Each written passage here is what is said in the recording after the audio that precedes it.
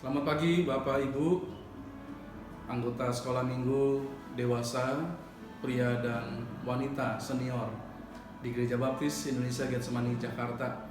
Kita bertemu dalam pelajaran yang kelima dari buku pelajaran kita yang berjudul Kasih Memulihkan Hubungan yang Retak, dan firman Tuhan yang diambil dari Lukas 15 ayat 11 sampai dengan yang 32 mengajarkan kepada kita mengenai hal tersebut.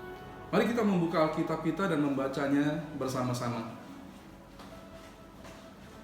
Yesus berkata lagi, ada seorang mempunyai 2 anak laki-laki. Kata yang bungsu kepada ayahnya, "Bapak, berikanlah kepadaku bagian harta milik kita yang menjadi hakku." Lalu ayahnya membagi-bagikan harta kekayaan itu di antara mereka. Beberapa hari kemudian anak bungsu itu menjual seluruh bagiannya, lalu pergi ke negeri yang jauh. Di sana ia memboroskan harta miliknya itu dengan hidup berfoya-foya. Setelah dihabiskannya semuanya, timbullah bencana kelaparan di dalam negeri itu, dan ia pun mulai melarat. Lalu ia pergi dan bekerja pada seorang majikan di negeri itu. Orang itu menyuruhnya ke ladang untuk menjaga babinya. Lalu ia ingin mengisi perutnya dengan ampas yang jadi makanan babi itu, tetapi tidak seorang pun yang memberikannya kepadanya.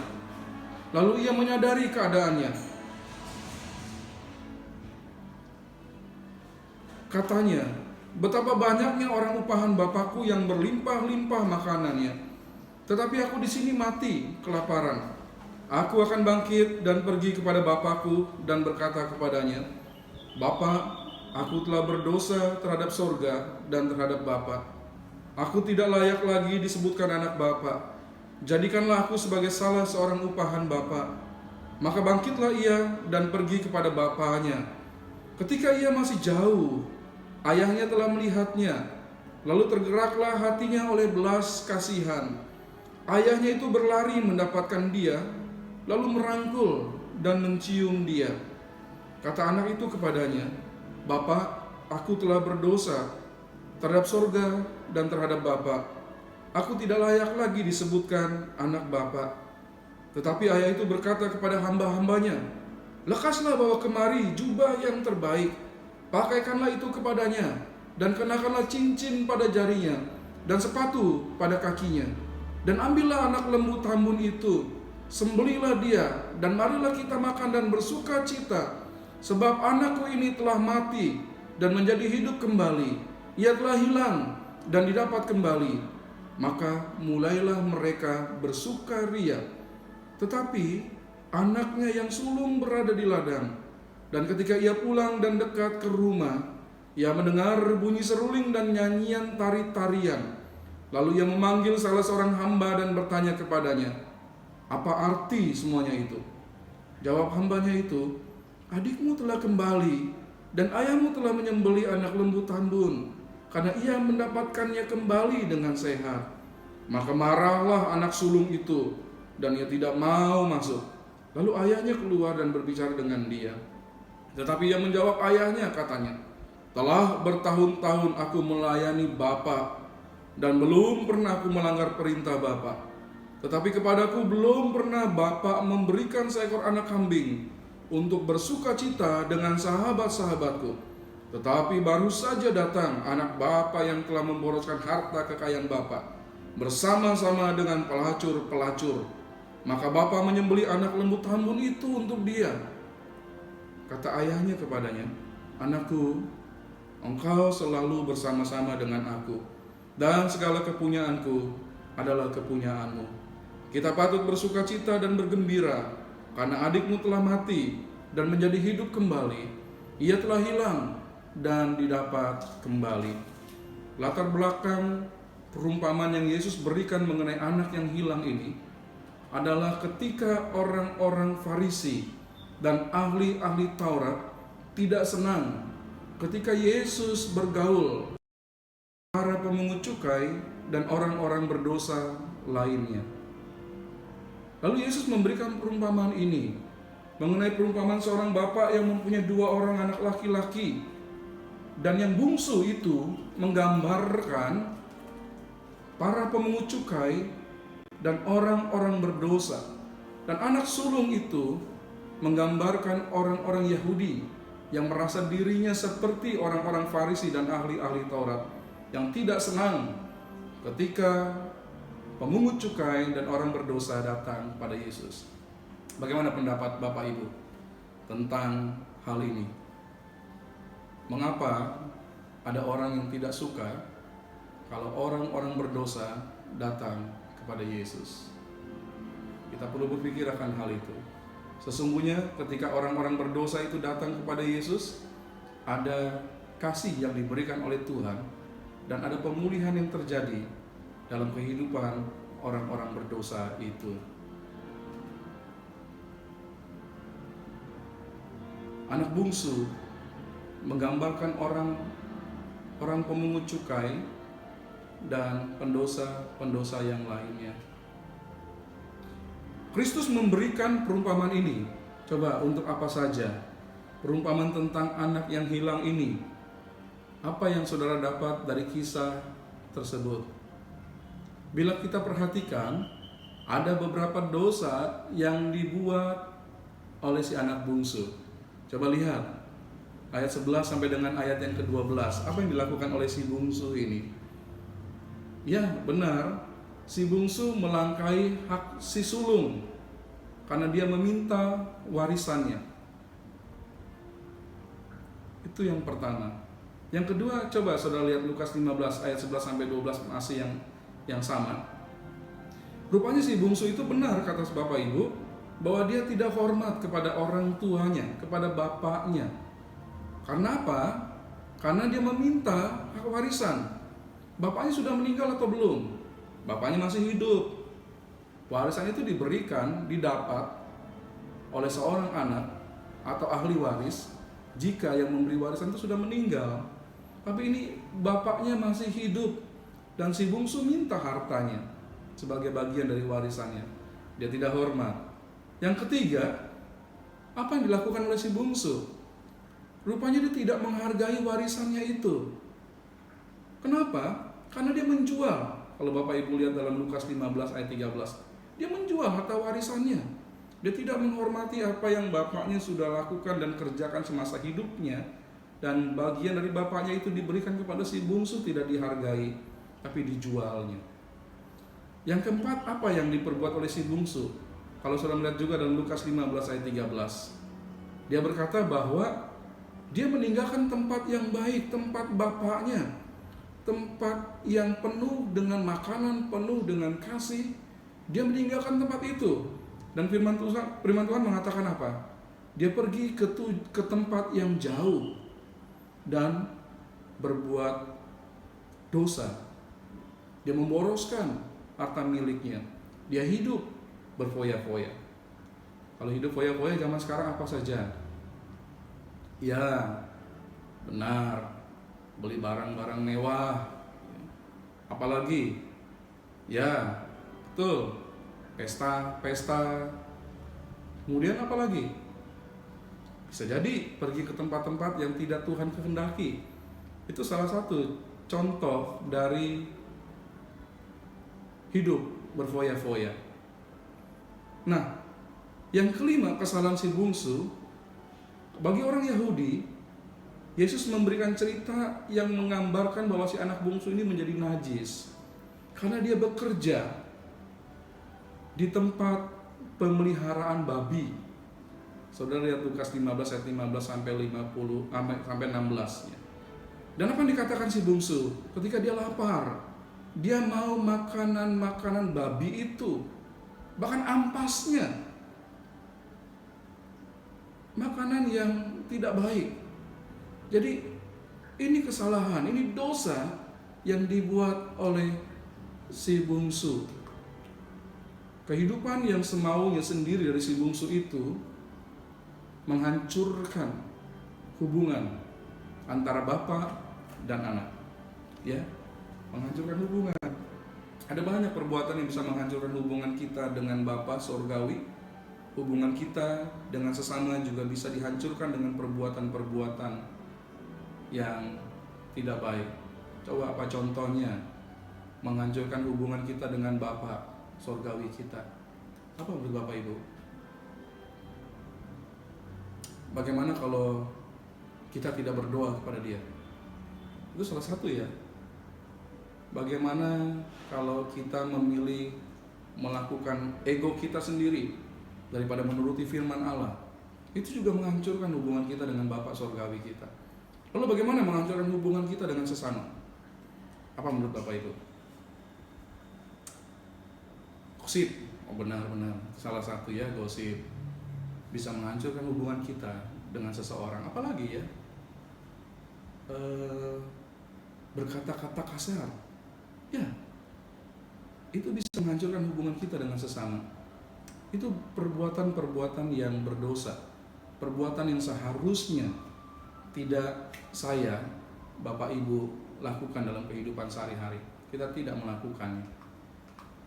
Kemudian ayat Lukas 15 ayat 17 sampai dengan ayat yang ke-20, ada hal yang baik yang dilakukan oleh si bungsu. Dikatakan dalam ayat 17, lalu ia menyadari keadaannya. Katanya, betapa banyaknya orang upahan Bapakku yang berlimpah-limpah makanannya, tetapi aku di sini mati kelaparan. Jadi si bungsu menyadari keadaan yang tidak baik. Ini langkah awal ketika kita mau memperbaharui hubungan kita dengan Bapa Sorgawi atau dengan sesama manusia, bahwa kita harus menyadari kita nggak baik. Kita punya kelemahan dan kita perlu mengakuinya tanpa malu. Minta ampun pada Bapa Sorgawi, minta ampun kepada sesama. Karena bagaimanapun kita manusia, banyak sekali kekurangannya, dan kita menyadari keadaan itu. Si bungsu menyadari ini hal yang baik untuk memulihkan sebuah hubungan. Sadar dia nggak baik. Lalu kalau saudara melihat ayat yang ke-19 sampai 20a, si bungsu menyadari keadaan yang berdosa, dan dia menyadari keadaan dirinya yang berdosa, dirinya yang hancur. Lalu apa yang dilakukan oleh dia? Dia mau kembali kepada bapaknya. Nah, orang berdosa ingin memulihkan hubungan dengan Allah, dia harus menyadari bahwa dia adalah orang yang berdosa, dia kotor, lalu dia berdoa, bertobat, dia datang kepada Tuhan, menyatakannya bahwa dia sudah melakukan dosa dan dia ingin ada perubahan. Itu langkah untuk kita memulihkan hubungan kita dengan Bapa Sorgawi. Demikian juga hubungan kita dengan sesama yang retak itu, kitalah yang berinisiatif untuk datang kepada dia. Mohon ampun atas kesalahan kita. Tidak apa-apa, merendahkan diri dengan tulus supaya ada hubungan yang retak itu bisa diperbaiki. Yesus berkata penting ya bagi kita untuk memperbaiki hubungan sebelum kita datang kepada Tuhan. Kamu punya kesalahan sama saudaramu, kamu mau datang untuk mempersembahkan sesuatu, berhenti dulu. Pergi kepada saudaramu dan berbaiklah dengan dia terlebih dahulu, baru kemudian kau datang kepada Bapa. Jadi bagus sekali kalau kita mampu melakukan hal itu. Nah saudara, Bapa juga memiliki tindakan untuk memulihkan hubungannya yang retak dengan anak itu. Apa yang dilakukan oleh si Bapa? Dia itu ketika melihat anaknya berjalan dari jauh, dia memandang dan dia segera mengenalinya, lalu dia berlari. Hati Bapa itu penuh belas kasihan dan dia berlari mendapatkan anak yang hilang itu. Dia merangkul dan mencium anak itu. Jadi ini bayangan kita tentang Allah Bapa yang Maha Kasih itu. Dia tahu kita berdosa, dia tahu kita menyakiti hatinya. Tetapi kalau saya dan saudara, Bapak dan Ibu bertobat, apa yang dilakukan Bapak? Dia segera ya merangkul kita ya. Dia memeluk kita dan dia mencium kita, dia mengasihi kita. Jadi datanglah kepada Bapak. Ya mungkin Pak Pendeta, saya banyak dosa. Bapak Surgawi nggak peduli akan hal itu. Bahkan ketika kita masih berdosa pun, Yesus Kristus telah mati bagi kita. Jadi datang kepada Bapak, dan Bapak itu penuh kasih. Dia pasti akan mendapatkan kita dan dia mengasihi kita. Dan kita perlu mengakui seperti anak si bungsu ini ya. Dia mengakui bahwa Bapak, aku ini berdosa. Aku berdosa terhadap Bapak. Aku berdosa terhadap sorga. dan aku tidak layak lagi disebutkan anak bapak. Tapi bapaknya apa yang dilakukan bapak itu? Bapak itu bapak yang penuh kasih, dia nggak peduli. Ya, dia nggak memperhatikan apa kesalahan, apa dosa anaknya. Dia justru berkata kepada hamba-hambanya, "Ayo kita pesta." Ya, betul ya. Kasih yang terbaik untuk anak ini. Beri jubah, beri kasut, potong lembu tambun. Kita pesta. Ini kata Yesus, kalau ada satu orang bertobat, Allah Bapa itu bersama dengan para malaikat di sorga bersuka cita, bersukaria karena ada pertobatan dari orang yang sudah berdosa itu. Nah, jadi kunci pemulihan dari hubungan yang telah hancur, telah retak, ada pengakuan dosa dari si bungsu, ada membuka diri dan memohon belas kasihan, dan si bapak penuh dengan belas kasih, dia mau mengampuni dan dia memberikan yang terbaik bagi orang yang sudah menyakiti hatinya. Demikian pula kita dengan sesama. Kalau sesama datang pada kita mengakui kesalahannya, kita marah ya. Gue udah bilang apa, lo jangan begitu. Kan kita begitu ya, itu nggak baik. Kalau orang sudah mengakui kesalahannya, dia minta ampun, jangan mengungkit kesalahan itu lagi. Ampuni, seperti bapak itu ya. Oh sudah, ayo kita bergembira, kita memulihkan hubungan kita. Itu yang dilakukan si bapak, dan kita perlu melakukan juga dalam hidup kita. Jangan merasa sombong, jangan merasa kita hebat membuat orang tuh mengakui salah di hadapan kita. Tapi tunjukkanlah belas kasih kita dengan menerima kembali orang itu, dan hubungan kita dengan dia pasti pulih kembali. Tapi yang menarik dari kisah ini, bahwa anak sulung seperti layaknya orang-orang Farisi dan ahli-ahli Taurat nggak suka ketika orang berdosa datang kepada Yesus. Anak sulung bapak ini di ladang, rupanya dia mendengar bunyi-bunyian musik di rumah ayahnya. Lalu dia melihat ada tari-tarian. Wah, dia bingung. Lalu dia memanggil salah seorang hamba dari bapaknya dan bertanya, apa yang terjadi di rumah bapakku?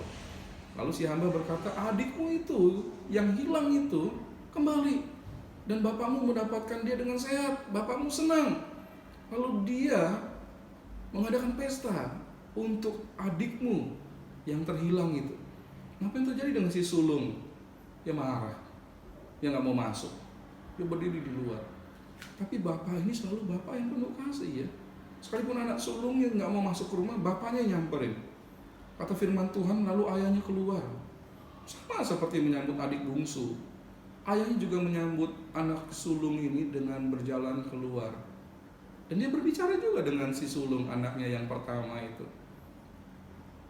Ya. Adikmu pulang, adikmu sehat. Tapi tetap si sulung gak bisa ya menerima. Aku kerja sama bapak, aku gak kemana-mana, aku sama bapak terus. Tapi bapak gak pernah ngadakan pesta untuk aku. Lalu bapak, ketika anak bapak yang buruk itu pulang, yang menghabiskan segala sesuatu, bapak malah menyembelih lembu tambun. Saya pikir wajar ya, sepertinya ya kelihatan si sulung, kok bapak ini heran ya, anak yang buruk, yang gak baik datang malah dia ngadakan pesta. Mungkin bapak ibu juga berpikir seperti itu. Tetapi bapak ini tetap bapak yang mengasihi, baik si bungsu ataupun si sulung. Apa buktinya? Bapak itu berkata kepada si sulung anaknya, anakku. Tetap ya, dia mengatakan sulung itu anaknya.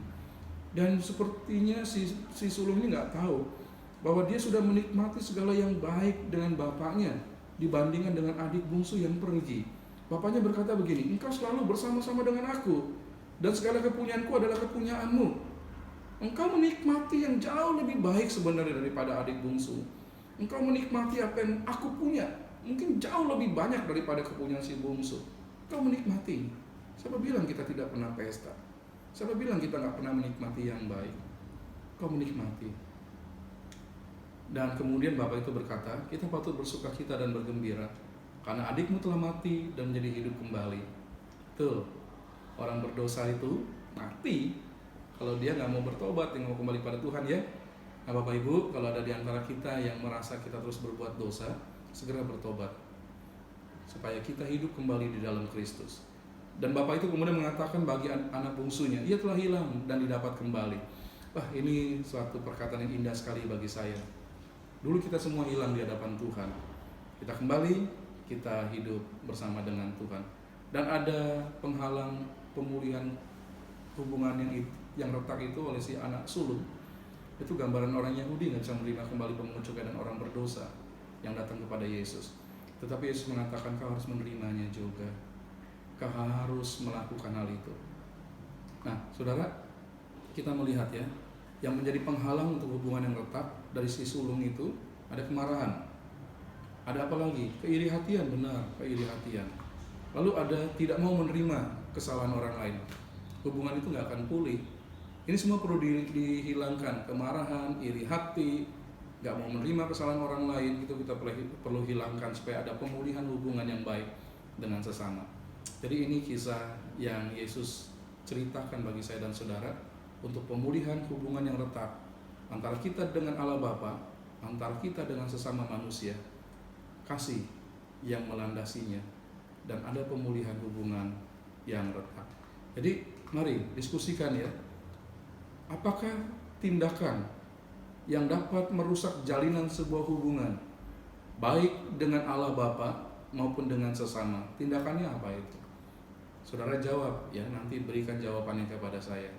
Yang kedua, bagaimanakah respon kita terhadap orang yang melakukan kesalahan kepada kita? Contoh yang paling baik itu bapak, ya, bapak yang punya dua anak ini, si sulung dan si bungsu. Lalu yang ketiga, apakah yang perlu kita lakukan apabila kita menyadari bahwa penyebab retaknya sebuah hubungan itu dikarenakan perbuatan kita kepada Allah Bapa atau kepada sesama manusia? Apa yang perlu kita lakukan? Contoh yang terbaik adalah anak si bungsu itu ya, anak bungsu itu. Coba catat atau berikan komentar saudara, apa yang dilakukan si bungsu untuk memulihkan hubungan karena kesalahannya. Yang keempat, bagaimana cara kita memulihkan hubungan kita yang hancur dengan Tuhan, dengan Bapa Sorgawi kita. Si bungsu juga menjadi contoh yang baik. Bagaimanakah tindakan Tuhan dalam pemulihan hubungan kita dengan Dia? Contoh Bapa itu ya, itu apa yang dilakukan Allah Bapa kepada kita yang menghancurkan hubungan dengan Dia. Baik Bapak Ibu, mari kita akan berdoa. Bapa dalam surga, terima kasih karena kami boleh belajar dari perumpamaan Tuhan Yesus tentang anak bungsu yang hilang. Dan kami melihat ada pemulihan hubungan yang retak terjadi ketika si bungsu menghancurkan hubungan dengan Bapa, dan dia memiliki perbuatan-perbuatan yang membawa dia kembali pulih hubungannya dengan Bapa. Dan anak sulung juga punya tindakan yang menghancurkan hubungan satu dengan yang lain. Dan firman Allah mengatakan kepada kami bahwa kami perlu membuang sifat itu hingga hubungan yang baik bisa terjalin dengan Bapa dan sesama. Dan terima kasih karena kami melihat kasih yang dimiliki Bapa. Dia memulihkan segala sesuatu yang retak dan hancur. Dan kami tahu Bapa Sorgawi bertindak seperti itu juga kepada kami. Terpujilah Engkau ya Tuhan, dan ajarlah kami untuk melakukan apa yang Bapa Sorgawi lakukan, dan melakukan apa yang perlu kami lakukan untuk memulihkan hubungan kami dengan Tuhan dan dengan sesama. Di dalam nama Tuhan Yesus kami sudah berdoa. Amin.